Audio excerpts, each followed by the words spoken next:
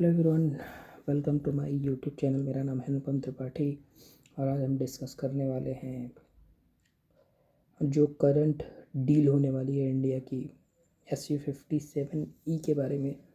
Russia से news आ रही है कि Russia is ready to transfer all the technology without any hindrance. मतलब अगर हम SU-57E रसिया से ख़रीदते हैं तो जो टेक्नोलॉजी वो फुल टेक्नोलॉजी ट्रांसफ़र करने के लिए रेडी है। मतलब वो यहाँ पे मैन्युफैक्चर भी करेंगे, प्लस उससे रिलेटेड जो भी टेक्नोलॉजी होगी वो भी ट्रांसफ़र करेंगे। इसके अलावा रसिया ऑल्सो ये इंश्योर करने वाली है कि जो भी SU-57 में जो भी टेक्नोलॉजी यूज़ हुई है या फिर जो भी पार्ट्स यूज़ हुए हैं वो सैंक्शन फ्री हों, और इंडिया SU-57E को किसी भी कंट्री के अगेंस्ट यूज़ कर सकता है। लेकिन और ये ऐसा इसलिए इतना पुश हो रहा है क्योंकि दिसंबर एंड में या फिर अर्ली 2 वीक्स ऑफ जनवरी में Vladimir Putin Russian president India आने वाले हैं, और रसिया चाहता है कि उनके आने से पहले या फिर उनके आने के दौरान ये डील इंडिया के साथ हो जाए। ये एक बहुत बड़ी डिफेंस डील होगी। इंडिया ऑलरेडी कई सारे डिफेंस डील का इंडिया और रशिया की डिफेंस डील हैं, ये S-400 और भी कोई फाइटर जेट्स। मैक्सिमम आज तक हमने जितने फाइटर जेट्स ख़रीदे हैं वो रशिया से ही ख़रीदे हैं। आज तक हमने रशिया के अलावा सिर्फ एक फ्रांस से राफेल ख़रीदा है। बाकी हमको एक मैक्सिमम हम जो फाइटर जेट्स है या फिर जो मिसाइल सिस्टम है या फिर मिसाइल डिफेंस सिस्टम है वो हम रसिया से ही कोलैबोरेट करके या फिर बनाते हैं या तो फिर वहाँ से परचेज़ करते हैं।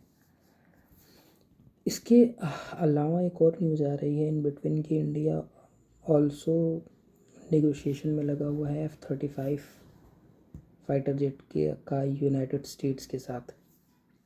इंडिया चाहता है कि हमें F-35 जेट फाइटर जेट मिले, पर उसमें कोई रेस्ट्रिक्शन नहीं होना चाहिए कि अगर हम F-35 आपको दे रहे हैं तो आप इसको इस सब कंट्री के अगेंस्ट यूज़ नहीं कर सकते या फिर यहाँ यूज़ नहीं कर सकते, पाकिस्तान के अगेंस्ट यूज़ नहीं कर सकते। ऐसा कुछ भी डील नहीं होना चाहिए, तब इंडिया F-35 को कंसिडर करेगा। बट लेट्स सी क्या होता है। अगर मैं बताऊँ कि दोनों fighter jets neck to neck comparison में क्या दोनों में डिफरेंस है, तो दोनों पहली बात दोनों 5th जनरेशन फाइटर जेट हैं, तो जनरेशनल डिफरेंस तो कुछ भी नहीं है। दूसरा, अगर बात करें कि पर्पज़ के लिए कि किस पर्पज़ के लिए दोनों को यूज़ किया जाता है, तो SU-57E मेनली जो है वो डिफेंसिव एयर सुपीरियरिटी के लिए बनाया गया था, ताकि आप किसी भी फाइटर जेट को, या तो स्टेल्थ फाइटर जेट हो या फिर कोई भी फाइटर जेट हो, उससे आप उसको आप डिफेंड कर सकते हो यहाँ से। और SU-57E मिसाइल भी काफ़ी, उसमें आप बड़ी मिसाइल भी लॉन्च कर सकते हो उससे। तो ये इसका यूज़फुलनेस है। अगर बात करें F-35 की, तो F-35 ऑफेंसिव मल्टी रोल के लिए बनाई गई थी। मतलब ये कंपेरेटिवली लाइट वेट है, बट ये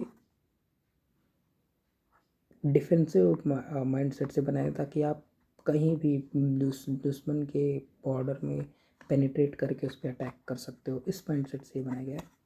दोनों की अगर स्टेल्थ की बात करें तो F-35 जो है वो फुल स्टेल्थ है। मतलब उसका कोई भी बॉडी पार्ट आप from front to back everything is stealth. However SU-57E में ऐसा है कि उसका फ्रंट तो ऑल स्पेक्ट स्टेल्थ है। मतलब फ्रंट सिर्फ फ्रंट पार्ट ही, बाकी जो पार्ट है उसके साइड में या फिर उसका जो थोड़ा बैक पार्ट है वो ऑल फुल स्टेल्थ नहीं है। तो कह सकते हैं यहाँ पे F-35 को एज मिलता है। दूसरी बात अगर करें स्पीड की, तो स्पीड में जो F-35E F-35A या फिर F-35 जो भी एक्सपोर्ट करते हैं उसकी मैक्सिमम स्पीड होती है, वो होती है मैक 1.6। मैक मतलब साउंड की स्पीड जो होती है 768 माइल्स पर आवर, तो उसका 1.6 टाइम्स ये हो गया F-35 की स्पीड। SU-57 की स्पीड होती है 2 मैक, तो 2 मैक की स्पीड दैट मीन्स अराउंड होगा 1500 miles, 1500 kilometres per hour, 1500 miles per hour होगा, क्योंकि मैक 2 की स्पीड है तो 1500 माइल्स पर आवर इसकी स्पीड होगी। अगर यहीं पे बात कर लें मनूवरेबिलिटी में, तो मनूवरेबिलिटी में एज मिलता है SU-57E को, क्योंकि ये हाईली मनूवरेबल बनाया गया है। F-35 भी compare to other fighter jet superior है, बट अगर आप इसको SU-57E से कंपेयर करो तो SU-57E को यहाँ पे मनूवरेबिलिटी में ज़्यादा एज मिल जाता है। सेंसर्स की बात करें तो दोनों में एडवांस सेंसर्स हैं। F-35 में ज़्यादा एडवांस्ड सेंसर्स हैं, पर SU-57E में एल बैंड सेंसर्स आते हैं जो मेनली बनाए गए हैं स्टेल्थ फाइटर जेट्स को टैकल करने के लिए। अगर बात करें कॉम्बैट की, तो दोनों से आप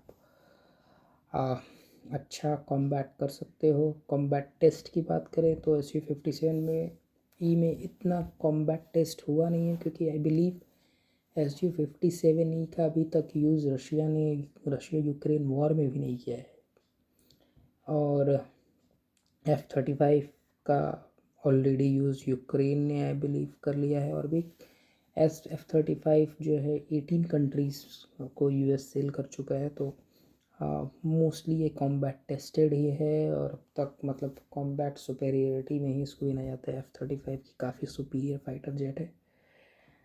तो अगर बात करें कॉस्ट की, तो SU-57E अराउंड एक का कॉस्ट आता है $80 मिलियन, और F-35 का आता है कंपेरेटिवली लेस, क्योंकि कुछ चीज़ों में SU-57E सुपीरियर है, कुछ चीज़ों में F-35 मेनली स्टेल्थ में सुपीरियर है। बाकी सारी चीज़ों में अगर आप देखें तो SU-57E को काफ़ी एज रहता है।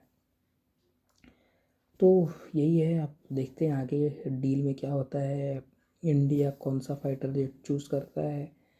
अगर आप किसी आर्मी पर्सनल या फिर जो एयरफोर्स में है उससे आप बात करो, तो लोग ये बोलते हैं कि मैक्सिमम चांसेस हैं SU-57E को बाय करने के, क्योंकि इंडिया ने ऑलरेडी फाइटर जेट्स जो हैं वो रशियन फाइटर जेट्स यूज़ किए हैं। टेक्नोलॉजी का उतना कॉम्प्लिकेशन नहीं रहता है, और यहाँ पे फुल टेक्नोलॉजी ट्रांसफ़र भी हो रहा है, तो बेंडिंग टुवर्ड्स SU-57E ज़्यादा दिख रहा है। F-35 फाइटर जेट में प्रॉब्लम यही है कि पहली बात तो टेक्नोलॉजी का ट्रांसफ़र वो करने के लिए रेडी नहीं है। लॉकहीड मार्टिन इसको बनाती है, और यूनाइटेड स्टेट्स और लॉकहीड मार्टिन दोनों टेक्नोलॉजी ट्रांसफ़र के लिए नहीं रेडी हैं, क्योंकि वो चाहते हैं कि हम F-35 बनाएंगे, हम बेच देंगे, लेकिन किसी को टेक्नोलॉजी ट्रांसफ़र नहीं करेंगे। हावेवर SU-57E में ऐसा नहीं है। SU-57E में रशिया फुल टेक्नोलॉजी ट्रांसफ़र के लिए रेडी है कि आप भाई मैं टेक्नोलॉजी ट्रांसफ़र करेंगे, बना भी देंगे, सिखा भी देंगे कैसे बनाना है, तुमको भी बनाना होगा तुम भी बना लेना। तो ऐसा है। तो ये सब और हो सकता है SU-57E का अगर टेक्नोलॉजी ट्रांसफ़र होगा, उसको देख के आगे जो 6th generation fighter jet India में बनने वाले हैं उसमें भी काफ़ी ज़्यादा हेल्प हो सकती है। ये भी एस्पेक्टेड बनता है। तो देखते हैं आगे। अभी तो मतलब दिसंबर जनवरी में ये पता चल जाएगा, फाइनलाइज हो जाएगा कि SU-57E इंडिया परचेज़ करेगा या फिर F-35। उसके अलावा अगर कोई अपडेट आएंगी तो मैं अपडेटेड वीडियो बनाऊंगा, आपको अपडेट कर दूंगा। बाकी आप लाइक करिए, शेयर करिए, सब्सक्राइब करिए मेरे चैनल को। Thank you, bye bye.